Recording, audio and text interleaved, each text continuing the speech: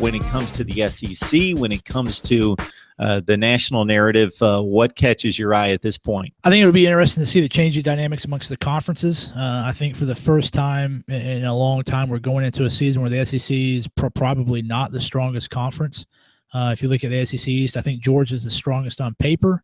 We'll have to see if they can translate that. They've been the strongest on paper several times over the past 10 or 15 years, and that usually has not translated to a trip to Atlanta. Of course, Florida, I think, is still people still have a hard time figuring out what they think about Florida. There's always talent at Florida, but even though they're still two-time defending East champions, people still aren't sold on Florida. Tennessee is kind of out there in the West. I think Alabama is as susceptible to a down season as they've been in a while. They lost a ton of talent on defense again. So we'll see if there's some steam letting up in that program. I think LSU might be a little bit overrated. They're going to have to deliver for me to buy into that program again. I'm just not sold on Orgeron as a head coach. I think he's a great recruiter, great defensive line coach. Just not sold on him as a top recruiter, particularly with Danny Etling under center there. So we'll have to see. I think Auburn is the one team that has the most potential for growth in the SEC. If Stidham can play like people think he can play, Malzahn will call those plays, and Auburn can make some noise, certainly. But if you look at the whole, I think the ACC looks great again this season. Florida State and Clemson.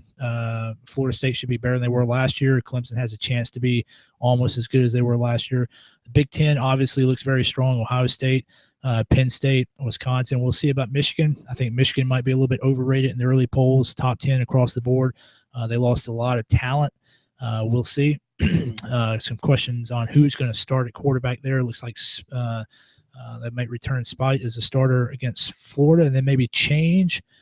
Some people are saying they might switch it up after the first game. Well, we'll see there.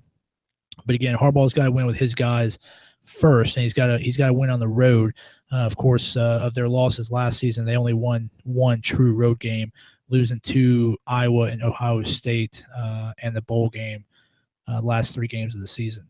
Big Ten looks strong. We'll see about the Big 12. Interested to see Texas.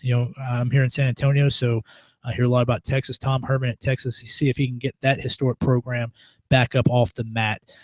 And then, Lincoln Riley at Oklahoma. I'm always looking at assistant coaches and who's going to be the next big coaches. I think Lincoln Riley was on the top of my list as a future coach, as an assistant. I think he was on the top of a lot of people's list. So it's interesting to see what he's going to do at Oklahoma. I think he'll do well. If you look at Baker Mayfield's statistics, I still can't believe he didn't win the Heisman last year. His yards per completion, I believe, was over 15 yards per completion. He had over, I think, a 64.5% completion rate. When you have that high of a completion rate with that number of yards per completion, that he had a statistically amazing season last year. He didn't have the highlight reels that Jackson had, but I think statistically Baker Mayfield had one of the great seasons in college football last year, put up some great numbers. So I think Lincoln Riley's going to be okay in Oklahoma. And it'll be interesting to see the Pac-12, see what they do. Some people think Oregon might be back. Stanford's always a tough team.